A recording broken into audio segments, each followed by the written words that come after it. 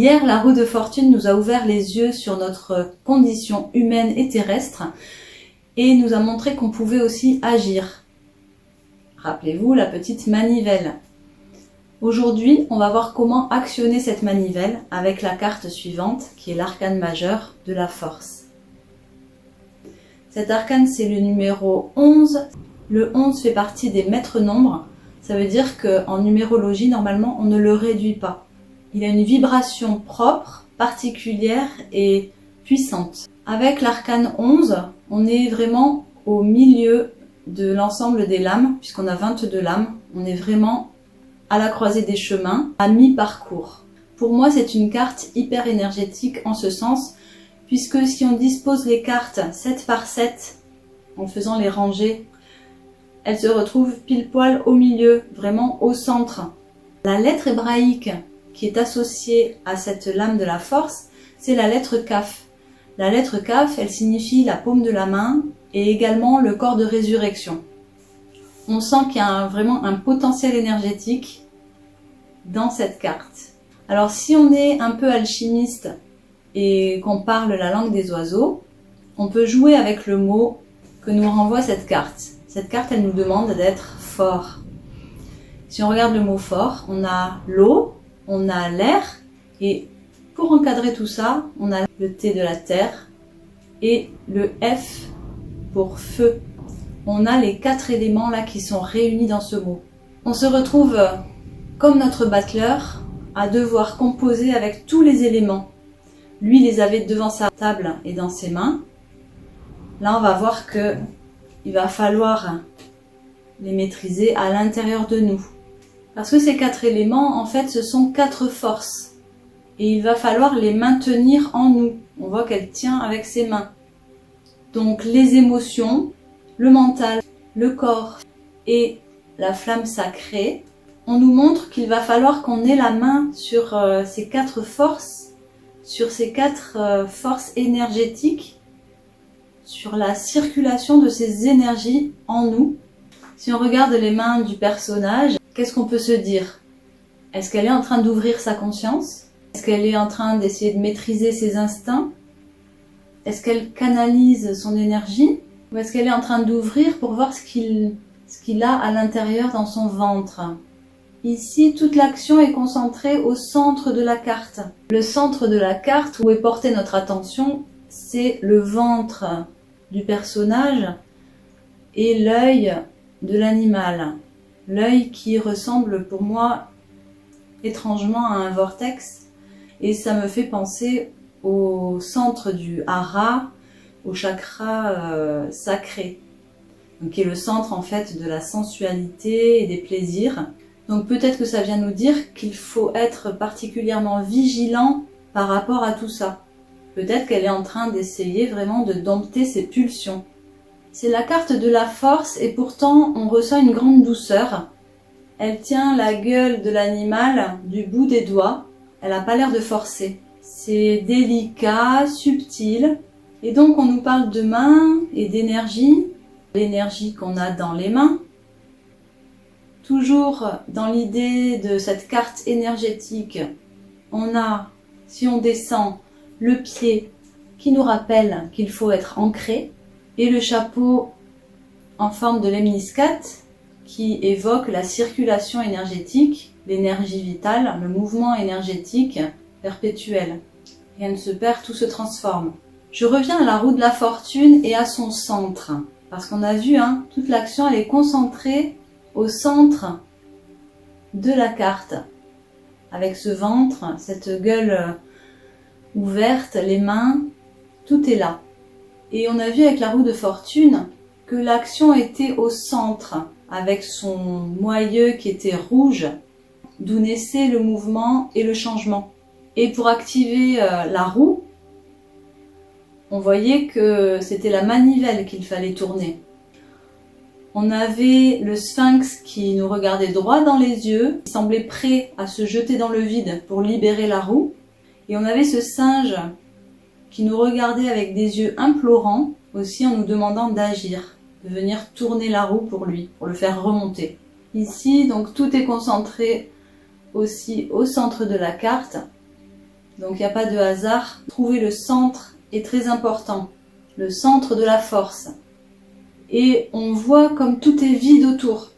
Il n'y a rien, c'est du blanc, il n'y a pas de sol, il n'y a pas de brin d'herbe comme sur d'autres cartes ou de décor. Non, là, tout repose sur le vide. Et du coup, tout à l'heure je vous parlais de l'ancrage. Comment faire un ancrage s'il n'y a rien? S'il n'y a rien en dessous pour nous appuyer? Bien en fait, on est en train de nous parler d'un ancrage intérieur. Ça nous dit que la terre à laquelle on va s'ancrer, elle est à l'intérieur de nous. C'est la terre de notre monde intérieur. Et l'ancrage sera donc celui du moment présent. Ça nous renvoie aussi sur la roue hier, rappelez-vous.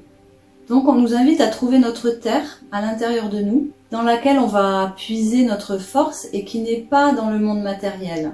Moi, ça me fait penser à cette idée de paradis. Le paradis, en fait, c'est à nous de le créer à l'intérieur de nous. L'idée de la terre promise, qui serait aussi, en fait, intérieure. Maintenant, pourquoi la force est un personnage androgyne? Vous l'avez sûrement remarqué, elle a des bras d'homme, un buste d'homme, mais elle a un visage féminin et en réalité elle a le visage de la papesse tourné de l'autre côté.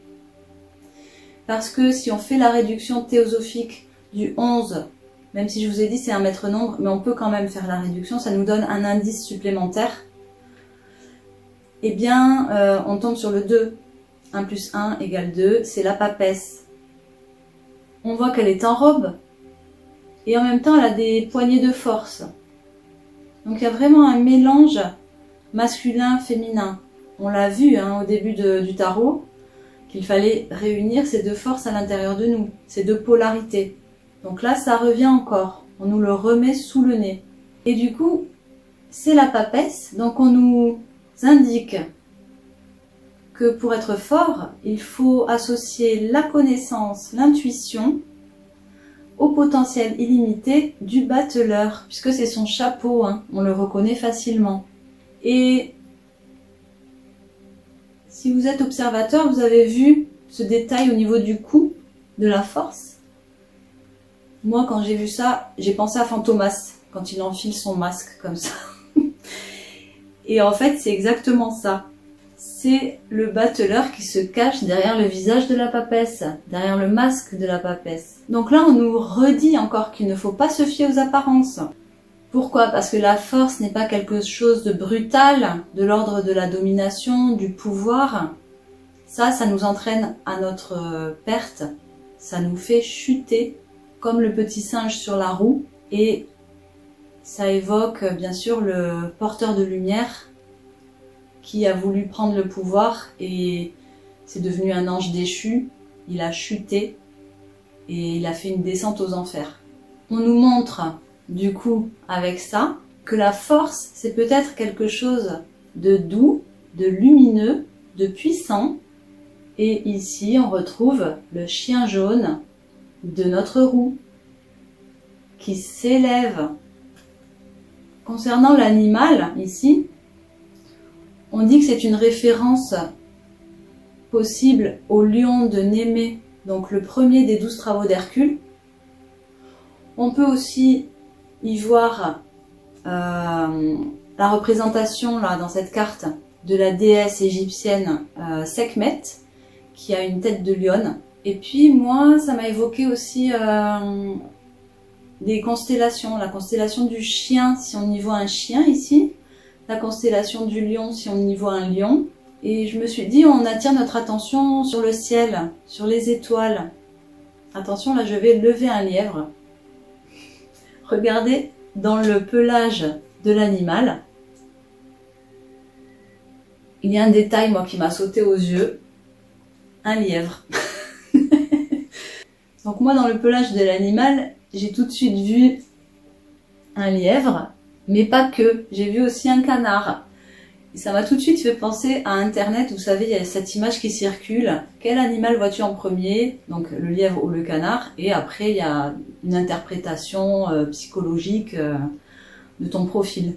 Et là, j'ai retrouvé ça, je me suis dit, mais c'est marrant, c'est peut-être la même origine que cette image, je ne sais pas. Et donc, j'ai cherché la symbolique de ces deux animaux. Quand j'ai lu un petit peu autour du lièvre, il y a une phrase qui a fait tilt. Ça disait « Il représente le Fils divin, sacrifié et ressuscité à Pâques ». Corps de résurrection, avec la lettre Kaf, à creuser. Je me suis dit c'est vraiment une carte énergétique parce qu'en fait on ne connaît pas toutes nos capacités énergétiques. Je vous parlais de Merkaba, corps de lumière, ceux qui font de la bilocation, les voyages astraux. En fait on a un véhicule ici bon, qui est physique mais qui est énergétique et dont on ne sait pas se servir, dont on ne connaît rien finalement. Et là je pense qu'il y a quelque chose de cet ordre-là. On nous ramène à une sorte de connaissance de qui on est et pour devenir vraiment autonome. Que quand on ne se connaît pas, on ne peut pas tirer profit et utiliser toutes nos ressources.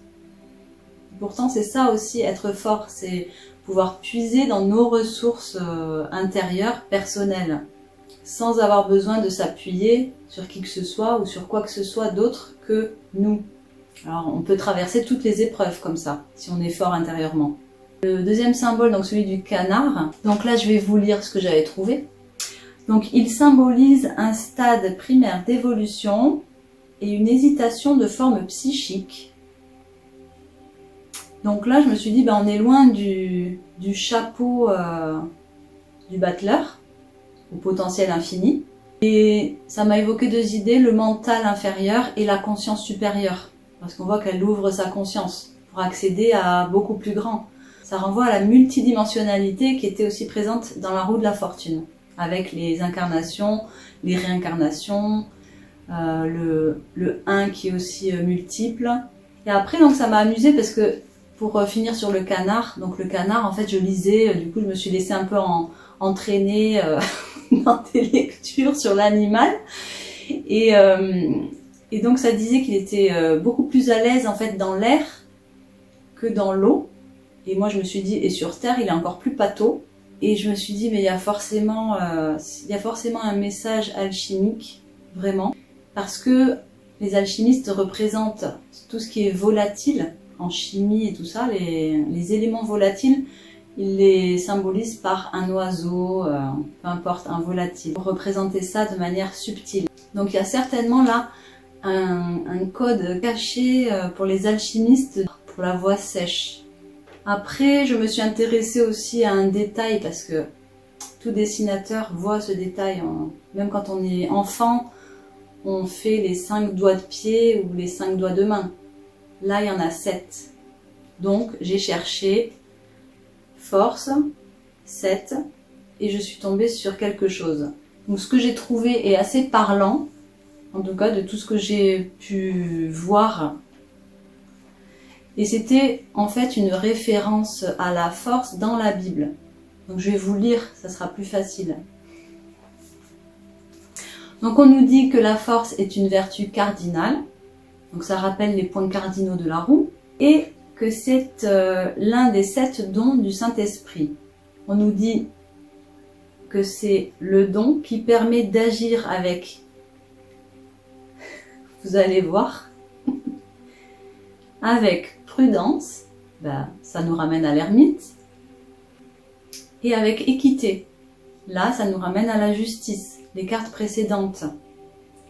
Et c'est une vertu cardinale, donc la justice qui était présente aussi sur la roue, la carte juste avant celle-ci. Moi je trouve que cette trouvaille c'est le pied. Et pour finir, donc dans ce texte, on nous disait que la force rend ferme et courageux dans l'adversité et requiert que l'on surmonte la peur, la faiblesse humaine et d'aller jusqu'au sacrifice de notre vie.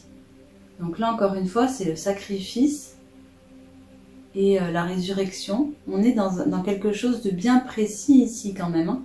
Moi, derrière le mot sacrifice, ce que je vois, c'est surtout l'idée de se mettre au service de quelque chose, de s'engager dans une voie particulière et de s'oublier. Ça me renvoie vraiment sur la notion de laisser le divin s'exprimer à travers nous, d'être au service de la vie, au service du vivant, au service des autres. Et ça me ramène sur cette idée de chevalerie, de chevalier, qui peut se sacrifier, aller mourir au combat pour défendre une noble cause, ou tout simplement parce que il s'est mis au service, il s'est engagé, donc il est droit et il y va. Donc je trouve que cette carte, elle est vraiment très belle.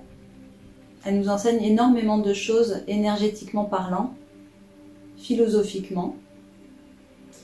Et pour méditer sur tout ça, peut-être qu'on devrait suspendre nos activités, se relier au ciel et tâcher de voir les choses différemment, sous un autre angle.